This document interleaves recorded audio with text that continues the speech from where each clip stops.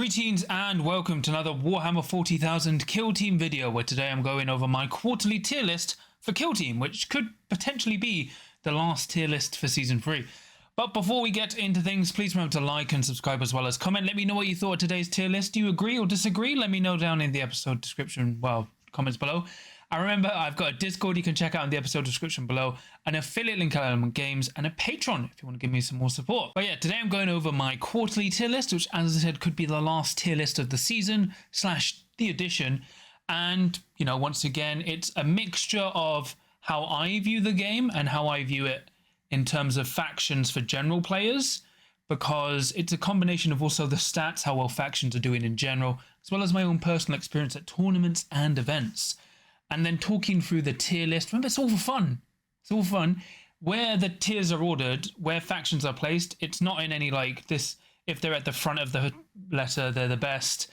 It's just random placing, like they're all within the same level on a tier. But remember, S tier, generally considered best factions in the game, very likely to win an event or at least go undefeated, right? Very likely to podium, a very popular faction, and just consistently strong. Then we also have A tier, where you're likely to win an event, but you have more bad matchups than the S tier kill teams. And, you know, you're very likely to go 3 wins and 1 loss or better at a tournament. Then you have B tier, where you're generally likely to go 3 wins, 1 loss in an event. You're a powerful kill team, but you have more bad matchups than the A and S tier. Then you have C tier, which is middle of the road kill teams. They're very likely to go 2 wins and 2 losses, or maybe a bit worse, and generally just considered middle of the road in terms of faction power. Then we've got D tier, factions that are generally likely to go 1 win and 3 losses, but can do 2 wins, 2 losses. Generally older factions where they just don't have many rules. And then you've got E tier, which is worse, very likely to lose all your games, maybe get 1 win, generally compendium teams and just not great. And I'll also have an article version of this down in the episode description below, and where I'll also go through how teams have improved or gotten worse based on, you know, the last tier list. So let's get into it. So starting off in F tier, we have the usual suspects. So we have Necrons, Kroot, and Tau, all generally replaced by their bespoke factions. Not really good kill teams in general, really bad, and are all compendium. Then we go to the D tier. In D tier, we start off with, once again, Eldari. They're pretty good in D tier. Then you've got Orc Commandos, Grey Knights. They go up and down a bit, but generally not that great anymore because they're only 11 wound, 12 wound Marines. Then you've got all the Space Marine factions, including Deathwatch, who just lose in power compared to the other kill teams. Sisters of Battle, who are just okay. Then you've got Chaos Space Marines, who do well as well. And then you've got old Genestealer Cult from the Compendium, which can interestingly take neophytes, but aren't that great of a kill team. Going into C tier, we start off with the Blades of Cain. So Blades of Cain are this weird faction where they haven't changed in terms of placings on my tier list. Originally I put them in B tier, but they've been in C tier for so long. The main problem is there are players doing well with them, and generally this faction is on like a 50% win rate with good popularity. It has tricks, and you have skews into decent matchups. They're probably the best kill team in C tier, but they just struggle where they are at the moment. Die Avengers being buffed would help them a lot. But the main problem is, because you're limited to 20 operatives, there are times where you want to go full Die Avengers or full Banshees, and it's really difficult to fit all of those on a roster. And if you're a newer player, they're very hard to play and unforgiving. If you can push the most out of them, then they're quite good. But in general, they're not really good overall. Then we have Kazakin. They remain in C tier. Similar problems to Blades of Cain. The problem is Kazakin are great at hunting elites. The issue is elites aren't popular. Everything else is. And they don't really they don't really do well into teams that match their activation count or go above. So, you know, they're very one-dimensional. You kind of know how to play into them if you've played them before. They're just very weak, considering it's weird because they're very good at getting 1-for-1 trades, but they lack any real melee punch, and thus they remain in C tier. Then we have Farstalker Kinband. They remain in C tier. Their main issue is they play the mission well. They just don't have the durability or damage to actually do anything with that. They still are the fastest scoring faction in terms of secondaries, because If you take balance the books, so you take recover item, implant, and then balance the books, they will generally max tac ops by the end of turning point 2. The only problem, that's it. They don't really do well on their primary. They lack consistent ways to push through damage. I was really hoping the Pistolier could move and double shoot, or also that the crew go to 3-5 in melee. Because they lack that, they really struggle to deal with a lot of 8 wound operative teams, and even going into 7 wound teams, they're not always likely to get the kill, even with the 4 attack ploy up. So they're just very strange, and considering how other teams have been buffed, it's weird Farstalker Kinban remain in the position they're in. Void Dancer Troop remain in C tier. They dropped down to C tier in the last tier list. Their main issue is, while they've lost Fly, I was kind of hoping they would get a free traverse. They're still a very good kill team, but they are just strange, right? They're doing well on the stats, but the problem is their player count has dropped off. Most of their players have switched to Mandrakes. They are still a very good kill team, but I think if they reversed at least one of their nerfs and gave them a free traverse, they'd be very good. This kill team is still good at the moment, but for the general player, they're very tough and expensive.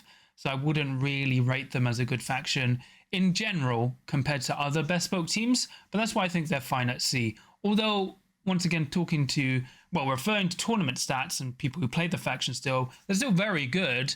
It's just they're no longer dominatingly so because they just can't rely on Fly to jump around the kill zone. Then we have Intercession Squad. If you've watched my latest stat show, you will know that Intercession had the best month in terms of tournament wins and actual win rate in a long time, but they still sit as a middle-of-the-road faction. They are quite good and reliable as a new player because they're all 14 wounds and they do consistent damage either from shooting and or melee. They're just middle of the road. They're fine. They have aged kind of well. They've been nerfed still quite too hard. I would have liked a buff or two, but at the moment they're C tier, especially considering the problem elites have in the game and also how basically every new faction it just dismantles elites. But Intercession are great if you're a new player or just looking for something relaxed to play. Strike Force Justian are also a very weird kill team. They're effectively Intercession but with different bad matchups and good matchups. I know some people rate them higher, but personally I rank them the same as Intercession. They're still a solid kill team and actually a really interesting stat check, but they're quite inflexible, no faction tac ops, they're locked into security or seek and destroy. So at the moment, they're just C tier. Then we also have Chaos Demons. Chaos Demons, one of the best compendium teams. 12 demons, which are really good. Either like 8 to 9 wounds, in general with a 5-up invuln. If you take Plague Bearers, they have a 5-up damage prevention roll, like Feel No Pain. A very good team. People still think they have legs. Their main weakness is also their roster limit, but they are a very solid kill team. Just kind of difficult to play on open, but otherwise really good. Drukhari are also great. Their main thing is that they can take double blasters with a blast pistol. Very interesting team. Also slightly limited by the roster, but otherwise fine. High Fleet, great kill team, either going 5 Gene Stealers with 3 Warriors, or mixing that in with general like Termagant and Hormagaunts, but otherwise a solid kill team. Imperial Guard, arguably one of the best kill teams in Compendium, mainly because they could take double plasma, double melter, but you basically have 5 Kazakin that hit on freeze, and then you can either take 5 more Kazakin or 7 more troopers. So just a really flexible and consistent kill team. Then we have Talons of the Emperor, also in contention for one of the best compendium teams. They actually won an event for June. They are amazing on Into the Dark and basically rely on going 2 Custodies and 5 Sisters of Silence. And then finally for CT we have Death Guard, a slow kill team, but because they all have 12 wounds and a 5-up Feel No Pain, they can be surprisingly durable as long as the mission objectives aren't too spread out. If they've got like a densely populated board where most of the objectives are reachable turning point 1, they do consistently well, and their like damage prevention rolls can make them live surprisingly a long time. Just suffer from not having some more rules and just that bespoke update. Going into B tier, we start things off with the Harnkin Jaegers. So this is actually maybe a controversial and interesting choice. I was actually considering putting Harnkin Jaegers in A tier. I think they're a really good kill team, and it's something me and Shane from Command Point have been discussing. I would put them higher, but they have a really notable bad matchup that brings them down. And I think the problem is people won't realize how good they are until you practice and play them a lot, because they play the game very differently because they have a very unique defensive play style. but they have great ploys with their damage negation, super conceal. You know, they have really good board control and a great playing the defensive, slowly moving up with their burst ways to get to free APL or healing. I think actually very good. They're probably A tier, but at the moment I'd put them B tier, maybe top of B tier. Very good kill team, but you have to practice with them. This is really weird. Like, even on the stats, they did very well. Like, even though they only had around 40 games, they still had a 57% win rate, which is good considering everyone was kind of trashing on them. I would love them to be 5-inch move, but at the moment I think it's safe to put them in B tier. Then we have Chaos Cult in B tier. They are absolutely fine where they are. 14 operatives. I think they can play all the objectives equally well. The main reason they've dropped off, this is probably a controversial take, people only really played Chaos Cult because they were broken. Now that they're just fine, no one wants to play them because they are effectively £95 to collect from Games Workshop. They are still very tough to deal with, and I think people still underestimate how effective they are with their Torments and Dark Commune. You just have to be a little bit more planned with how you play them, and because they lack any ways to get super conceal, a lot of the boards people are designing at the moment isn't great for them, but I still think they're one of the best teams in B tier. Then we have Hand of the Archon, a personal favorite of mine, maybe my favorite kill team in the game. People don't like them because they have very limited ways to boost their APL, and they are quite a heavy tempo based kill team, but I think if you play in towards that and plan how you do, they do really well. They actually score quite consistently in terms of win rate as well as event performance. And they actually have a few good niche matchups. Torment Grenade is very powerful and they have lots of burst tricks. They are just a very unforgiving kill team and you have to learn to play into their momentum. And sometimes you have to get used to bursting into momentum later than you would. So instead of turning point 2, going even like turning point 3, turning point 4. But I think B tier is fine for them. Then we have Exaction Squad, who have moved up into B tier. They were C tier before. I think now with their consistency buffs where they've got more access to rerolls for their gunners and their subductor or other melee units get more rerolls because now they can reroll any of one dice. They're a lot better, but their main problems still suffer with elites. Elites are actually a big problem for Exaction Squad. While they have great reroll shut-off ability with their flashlights, the problem is the main issue I find with Exaction, even when you've got all these reroll ploys up, there are key moments where you'll want your shotguns to roll either 4 hits or a crit and 3 hits to proc P1. And when you don't roll that, you just roll 2 hits or you roll 3 hits and you reroll into 3 hits and then your opponent makes all those saves. You lose momentum. You're still quite fragile at 8 bodies, 8 wounds with a 4-up save, and your melee, unless it's a subductor, isn't that great. And the kill team is very vulnerable to brutal weapons, which aren't as common unless you're Chaos Cult or Galapox. But they're, I think, a really good control kill team. They're just much better on Into the Dark and have a few notable good tough matchups that are tough for everyone else, but really good for them. Like, I really think Exaction are a great counter to Mandrakes, especially on Into the Dark. But that's why I put them in B tier. I think it's just they have quite a few bad matchups that really mess them up. Next, we have Hyrotech Circle. So Hyrotech Circle have gone down from A tier to B tier. They used to be very powerful, but the most notable change that's happened with them is now Living Metal happens before reanimation, and instead of reanimating with 3 plus D3 wounds, they reanimate with 2 plus D3, so they reanimate with a maximum of 5, so they always come back injured. I think if they just took the Living Metal change and then kept them healing D3 plus 3, they'd probably be still an A tier. At the moment, they're B tier. I could see them dropping down a bit. They were already middling in performance before they got nerfed. Like, they were great in April and May, but then for June, they've dropped down quite a bit before the nerf. You're going to have to get used to playing more defensively with Hyrotech instead of rushing down your opponent, banking on your guaranteed reanimation. But I still think Hyrotech are a great team. Like, the Chronomarts are still amazing. And as long as you play the more attrition game where you just try and avoid kills, like getting killed yourself until like the last possible moment, you can play this kill team very well. But they've definitely lost some power with that nerf. Then we have Breachers. They're in B tier. They haven't been doing too well in the stats lately, although they were okay last month, well, for June. The main problem with Breachers is more the meta around them. They did get nerfed slightly ages ago, but they haven't been touched since. They're still a very consistent kill team. As I said, Brace for Impact and Stims are still very powerful. And with Blitz, they can do very powerful start of turning point alpha strikes. But other than that, their main weakness is their predictability. So once you know how they play or their gambit fails, you can quite easily play around with that. They're still a very good kill team, but they suffer on open, especially with more maps that are very close combat teams. Because breaches aren't really a long range team and they have no access to extra mobility or super conceal, they just get blown up on these badly designed open boards, which is why they've been suffering quite a bit personally, but they're still great on Into the Dark. Then we have Phobos in B tier. They're also unchanged.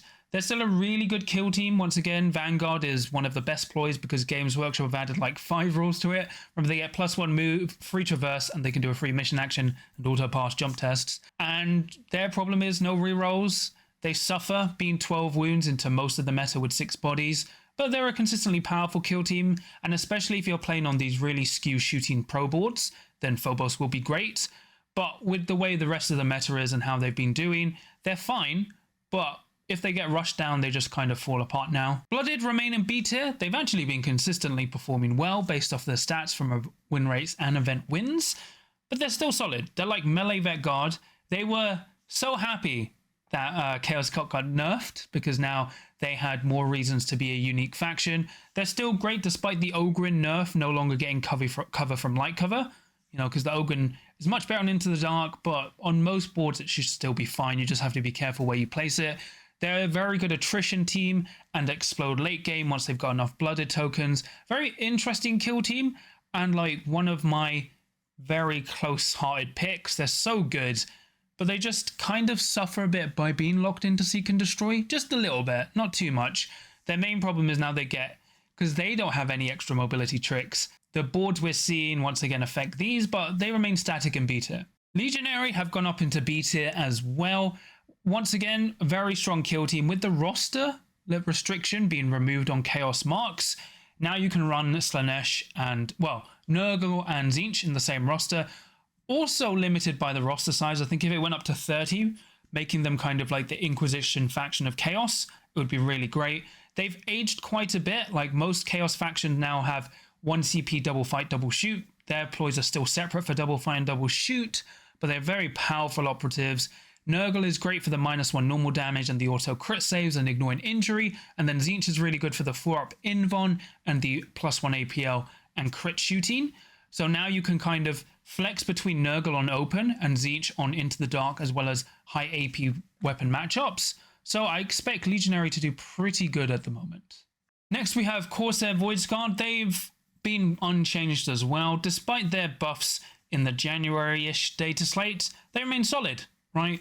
Most of them have power weapons. They get a free dash when they activate. They have decent access to AP weaponry when shooting, as well as sources to +1 APL and double activating. A true menace on Into the Dark. You have to respect their ability to do a turning point 1 first activation plasma grenade blast, right? But the kill team has a lot of tricks. It just relies on rolling hot. And at the moment, I think they sit fine where they are in B tier. No real change for the Corsairs. Warp Coven remain in B tier for me. I was tempted to move them up to A tier, but as the month has gone, as the last quarter has gone on, they went from doing really, really well to just still doing acceptable. So they went from basically like 57, 58 down to 53, 55. And I think they're an okay kill team. Their main issue is how to collect, but also being very deep to play. You have to kind of know how you're equipping your mutations, your sorcerers, their powers, their equipment. But other than that, they're still quite flexible and powerful, able to basically tech into Zangors as needed, or go into slightly better rubrics now, but generally always running free sorcerers. Just a very good kill team and can catch a lot of people out. But the problem is they are so difficult to play. It takes a long time to get used to this kill team. So that's why I kind of put them in B tier, because the people playing them at the moment have been playing them for a while, and they are a very good kill team, able to basically limit people's movement as well as doing great chip damage via their indirect spells, and they have teleportation to get around the place. But at the moment, I think they're B tier. And then Vet Guard, they are solid B tier, like almost like Blooded now. They are very finely balanced. They're still a very powerful kill team in the right hands. Remember, the spotter is only useless against people if they have super conceal or the board is entirely heavy. Otherwise, the spotter is still great at stripping people of cover. You have to remember the demo mine is still a threat. It's only once per game, but it's still a 4-inch bubble, which, you know, it's not a 6-inch bubble and it can't go through walls anymore, but it's still very good. They have the most consistent bodies they can field at 14. The ceaseless team-wide is great. Just a very, very good kill team, especially on loot, and they work great on both open and into the dark. So at the moment, they're a solid B. Starting off with A tier, we're getting into the upper echelon, everyone. We have Scouts. Now, Scouts aren't the best in A tier, but they may be. They've gone up from C tier, maybe even D tier, all the way up to A, because they now have +1 operative and their knives are 4/6, right? I've gone into many lengths. Wow, this is insane. Did you know their combat ploy from when they switch from concealer to engage not only lets them reroll any one of 1 dice, but also gives them rending? My gosh, not I until I played into them. Scouts are amazing. They are very lazy because they're just a consistent stat check. You have 10 operatives with 10 wounds and a 4-up save, but the problem is you have ways to burst, double fight, double shoot. Literally, shotguns are terrifying because they're 4 attacks, hitting on 4s, 4 attacks on 2s, 4/4, and are potentially ceaseless, right? Because of one of their strategic ploys. They will shred most things. They aren't the best team. They still are quite limited that they're only recon and infiltration, although they'll generally just play recon. I know people said they don't play the mission well, but I'm not sure how. They have great mobility tools with their strategic ploys and scouting options. I think they play the mission quite fine. They are quite limited by having only one source of +1 APL, but so lots of other teams, and their leader is 3 APL. They are just incredibly oppressive now, but they're also a great choice if you kind of want to turn off your brain. They're so tough and durable, and they stat check so many kill teams right now that you will reliably go 3-1 with them, kind of just because you go like, yeah, you know what, normally I'd have a problem, but I have 10 wounds, eat my shotgun. They are very, very good. You still have to obviously plan into how you want to use them. You need to learn how to use your 5 scouting options for their faction ability. But, you know, the sniper's still really good with anti-obscuring. You've got your tracker to give anti-obscuring.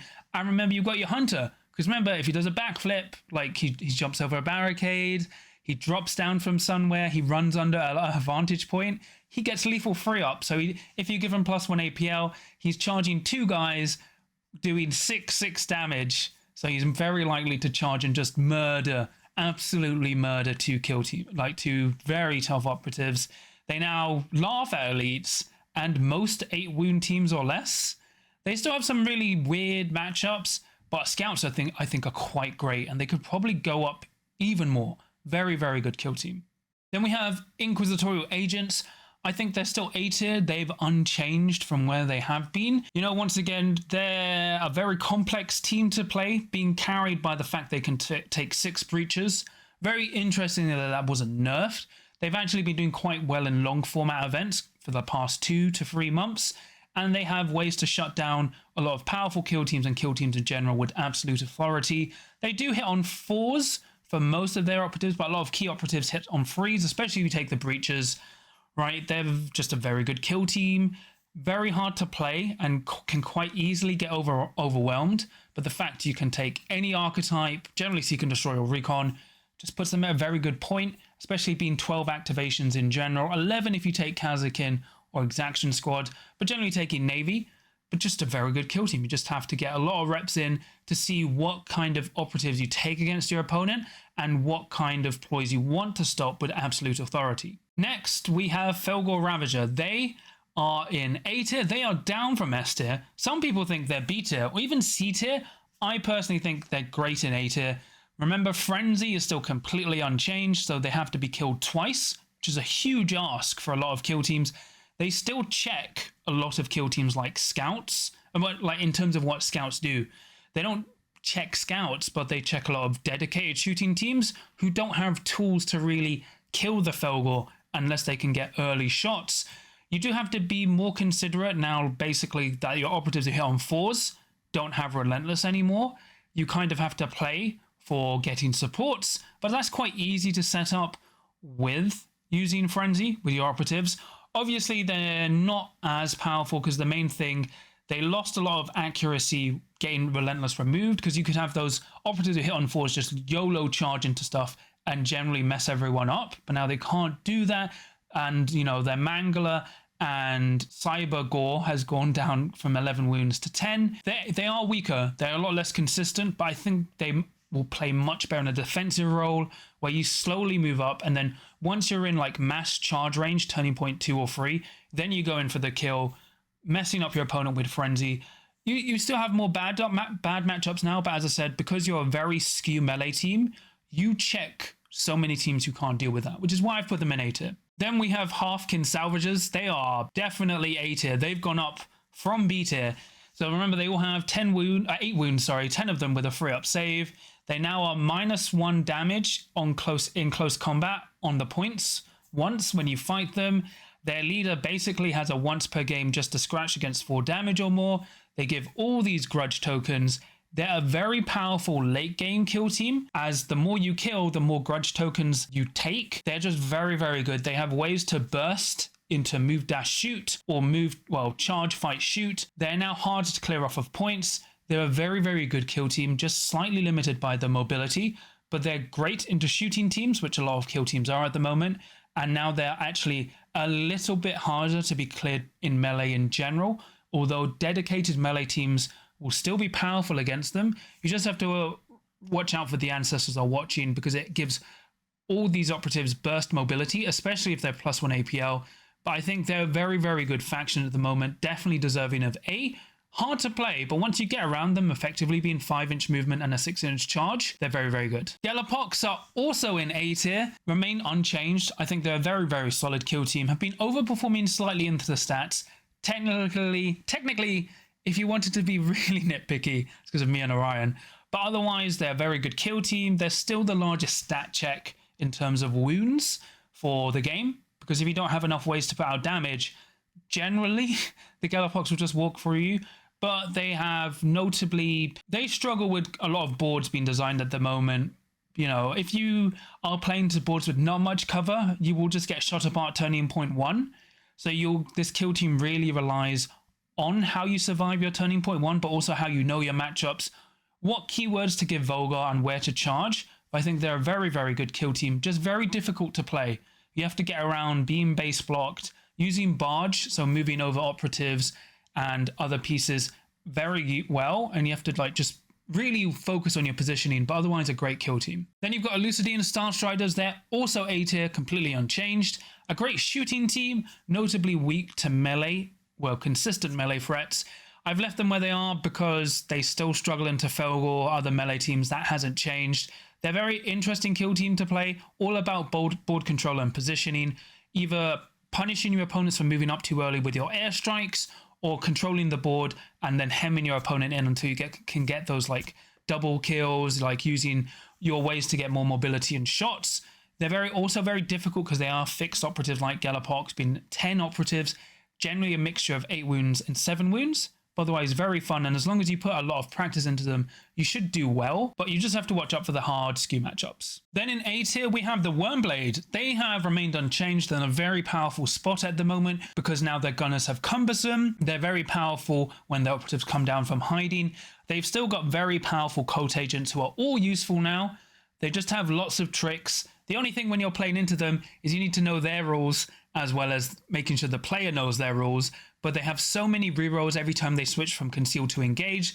They just basically get super rerolls, lots of tricks, great moving up on the board, slightly worse on Into the Dark, but otherwise remain completely unchanged. Just a very solid and powerful kill team. Novitiates remain at A for me. You know, they haven't really moved. They're still a very powerful kill team. The best dice modification in the game.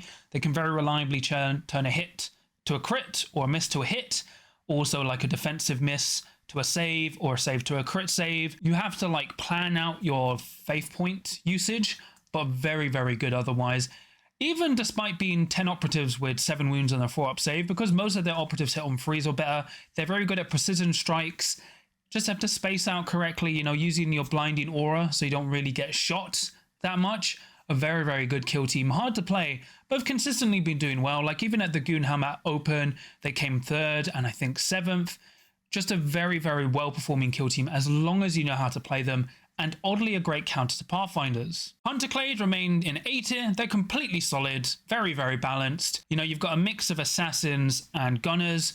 Their main problem is, while they get like free traversal and stuff, they have a forward deploy, but they're locked into conceal. They're just a very honest kill team with not great faction tac ops, but at least they have recon and seek and destroy. Their other problem is they're a very honest kill team. So kill teams that have a lot of ways to abuse the game via like better forward deployments, better movements, better ways to punish people in cover. This kill team can't really do anything against that, but they are a very, very solid and consistent kill team. A bit expensive to collect, but if you're looking for at least going consistently like 3 wins, 1 loss at a tournament, Hunterclade are the pick for you. Next, we have Commandos. They remain static in A tier. They have actually been really suffering from the Just a Scratch nerf not working against crits, but I still think they're great in A tier. They're really good at board control. Even if you look at events, they've generally been going 3 wins, 1 loss. They've won a few as well, and they're generally quite a top performing faction. Remember, they're generally 10 Commandos with 10 wounds each, and then you've got a Grot and a Bomb Squig. They still have great board control presence. Their melee's been slightly hit, but their shooting remains unchecked. They have great movement, very, very good. And I think A tier is great, especially as they're a starter faction as well. And then to round off A tier, we have Mandrakes. They're just out of S tier. I actually pulled them back down from S tier because they are really, really good at the moment, right? They start at a 60% win rate, and they're basically still at a 60% win rate. They have, that's over like 700 games, which is wild. Very, very wild. They are, the only thing keeping out of S tier is their bad matchups. They have way more bad matchups than they should, well, than an S tier faction should have. But otherwise, they're very, very powerful. They have the best / worst interaction mechanics in the game because they're the best, but also for the opponent, they're absolutely horrible. The shooting just completely bypasses armor saves. They have insane mobility, especially on Into the Dark. They have all 3. They have 3 of the best archetypes, so you can pick whatever you want. Really good faction tac ops, great melee, really powerful operatives. You just have to get around that. They have the Hand of the Archon problem where they're limited in terms of being 2 APL across the board until, you know, their Chooser of the Flesh gets kills, but otherwise a really, really good kill team. Just missing out on S tier because I think when you look at them on the stats wise, they are absolutely amazing. But the problem is they do lose quite a lot, and it's just mainly the bad matchups. They're great being a 1-box kill team, and they're probably the best kill team in A tier, but just out of S tier. So very, very powerful. So for S tier, Brood Brothers. Wow, what a surprise. Breaking new ground here. Yes, Brood Brothers are S tier. Brood Brothers are very, very good. Their main issue is still weak to melee, but overall they effectively have no bad matchups. All their matchups are either good or great. They have a few matchups where it's like maybe 45% to the Brood Brothers, 55% to the opponent, but they have so many tricks. They effectively have, once again, every archetype that's useful. The only thing they're missing is recon. They have such great flexibility where all leader options are way too overtuned, and like they just win the shooting game. If anyone tries to shoot at you as a Brood Brother player, you will win because of your ruthless coordination tactical ploy, which effectively allows you to take crazy shots from across the board once per turning point for a single CP. They are still a fragile team with most of the operatives being 7 wounds, but they're so consistent and reliable with 12 activations, access to super conceal, extra mobility, powerful ploys, CP regeneration, mortal wound output, and initiative control, as well as controlling your opponent's operatives. They're insane. Absolutely insane. The only weird thing about Brood Brothers is that they have this interesting dichotomy with Mandrakes, where Brood Brothers beat Mandrakes on open, but Mandrakes beat Brood Brothers on Into the Dark, and there's just no way around it. I've seen that match up several times from both player standpoints. So very, very weird kill team, but definitely S tier. They've been rocking the tournament scene for the past 2 weeks since they've dropped, and even in practice games before that. I think the only people trying to say they're not that broken are probably just trying to save face or in denial. They're just incredibly powerful. They're not as powerful as other kill teams we've had in the past, but they're definitely one of the most powerful kill teams at the moment, just because of how well they win events and also because of how few, if any, bad matchups they have. Then another controversial choice from me for this tier list, Nemesis Claw. I think they're definitely S tier. For me, Nemesis Claw are very tempting to play. While they still suffer from being 6 operatives with 12 wounds, their Vox Scream ability is so powerful now post FAQ. They interrupt so many things, and this team is so good if you roll hot on their Prescience tokens. Because especially if you stockpile them, you could go into Turning Point 2 with 6 Prescience tokens or 5, and then use that to mitigate your being out-activated, and all of a sudden, unless someone's got 12 activations, they're not really going to get more than 1 activation out of you. So all of a sudden, despite being a 6 operative team, now they can mess up 10 operative teams reliably, which most kill teams of an elite stature cannot. Then the other thing is Vox Scream. So normally people try and set up 2 different alpha strikes for the next turning point going into Nemesis Claw. But then if Nemesis Claw win the initiative, they stop one of your alpha strikes and then they Vox Scream the other. So you actually need to build up 3. And building up 3 alpha strikes going into the next turning point is actually quite difficult, especially into Nemesis Claw, because it'll put you out of position. They also have the powerful Ventriloquist, great operatives. They do suck at being 12 wounds and being vulnerable to stun, but they have easy access to double fight, double shoot, a very flexible and powerful kill team, great at board control, really good tac-op selection, just very powerful overall. I'm not joking when I'm saying I'm really tempted to play them. I think if you know how to abuse them and basically you can deploy up safely, you know, there's some teams that have Ignore Obscurion, which you have to worry about. But other than that, you know, even into stuff like Scouts, you have ways to turn off rerolls, -1 damage, minus attacks, negate dice. Just a very, very good kill team overall. And then finally for S tier, we have Pathfinders. I still think Pathfinders are S tier. Technically for June, they were the best performing kill team. And if you look at the balanced data slate, all they lost was they now can't recon sweep Turning Point 1. Their forward deploy is slightly worse on Into the Dark, and the recon drone can't give Relentless. But otherwise, you still get the recon drone. On open, you can still forward deploy the gun drone and punish anyone who decided to move up to their 3rd objective. Just so good. They are slightly worse on Into the Dark because their gun drone can't flip order, but now you'll just replace that with the recon drone, or you put the marker drone up there, so you know the marker drone can move up, open a door, marker light someone, then go on guard, and then marker light someone again. Equipment is untouched, so you can just still take 4 high intensity marker lights and 2 climbing gear to your heart content.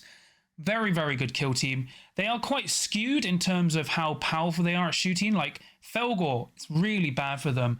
Although with the nerf to Felgor, you can now be in a weird scenario where you may actually survive Felgor charging you, so you can now just fall back and shoot them. But other than like very, very powerful melee kill teams, especially with the change to boards to make them very pro shooting, it's Pathfinder season still.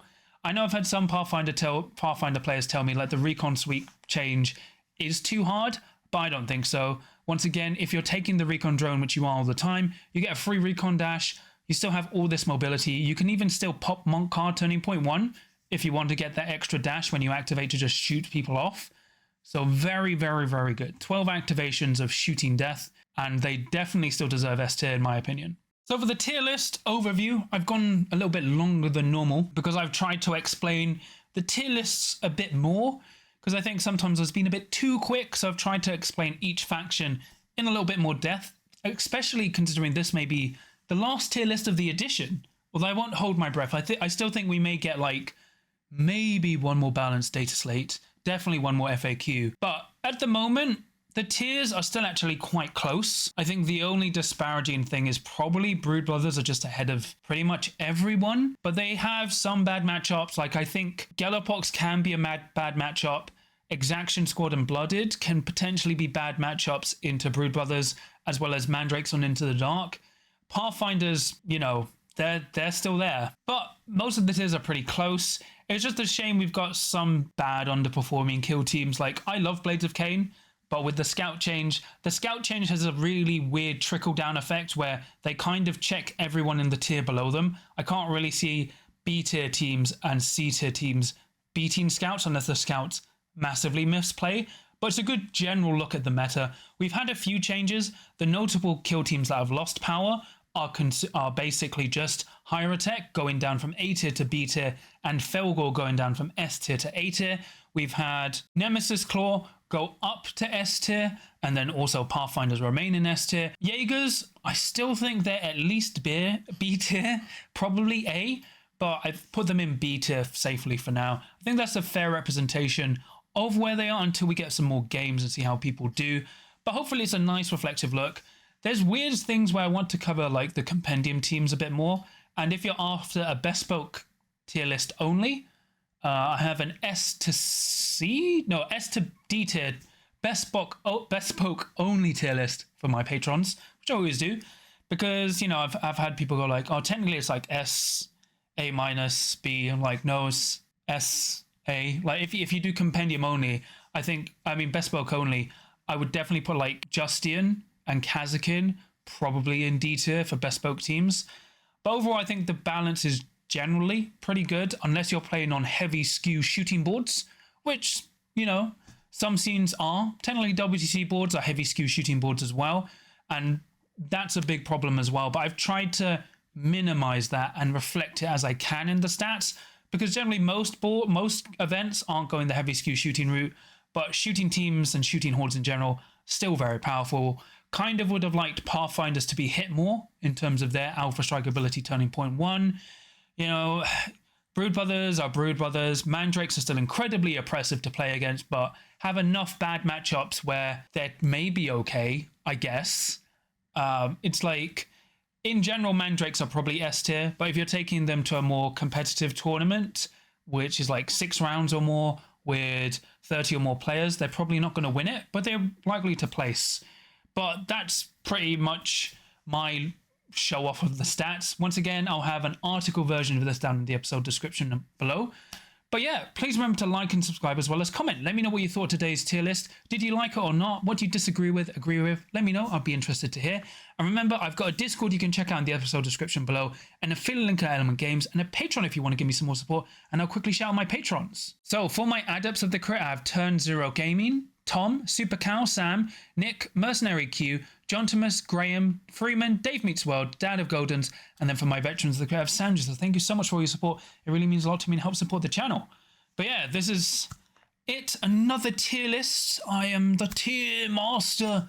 Well, you know, it's interesting looking at tier lists. I think they're a fun, useful look at the meta, but also great as a learning tool, which is why I try and show for new players or players looking at competitive play thinking, what I need to play or what I need to look at practicing. I think the meta's better. I'm very dubious. We didn't really get much of a change.